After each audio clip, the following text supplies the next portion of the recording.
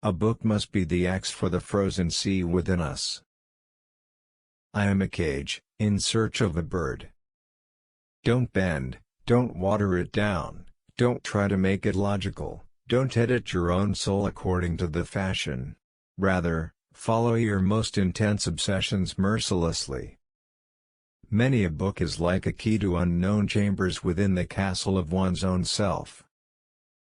Youth is happy because it has the capacity to see beauty. Anyone who keeps the ability to see beauty never grows old. I think we ought to read only the kind of books that wound or stab us. If the book we're reading doesn't wake us up with a blow to the head, what are we reading for? So that it will make us happy, as you write? Good Lord, we would be happy precisely if we had no books, and the kind of books that make us happy are the kind we could write ourselves if we had to. But we need books that affect us like a disaster, that grieve us deeply, like the death of someone we loved more than ourselves, like being banished into forests far from everyone, like a suicide. A book must be the axe for the frozen sea within us. That is my belief. I am free, and that is why I am lost. I write differently from what I speak differently from what I think differently from the way I ought to think, and so it all proceeds into deepest darkness.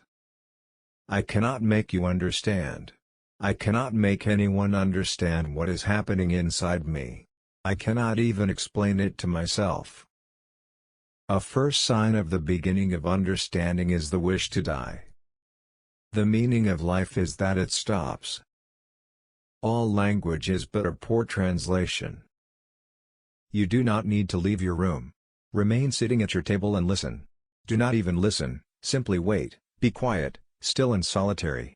The world will freely offer itself to you to be unmasked. It has no choice, it will roll in ecstasy at your feet. By believing passionately in something that still does not exist, we create it. The non-existent is whatever we have not sufficiently desired. Books are a narcotic. Slept, awoke, miserable life.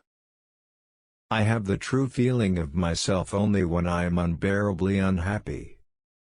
I think we ought to read only the kind of books that wound and stab us. I can't think of any greater happiness than to be with you all the time, without interruption, endlessly, even though I feel that here in this world there's no undisturbed place for our love, neither in the village nor anywhere else, and I dream of a grave, deep and narrow, where we could clasp each other in our arms as with clamps, and I would hide my face in you and you would hide your face in me, and nobody would ever see us anymore.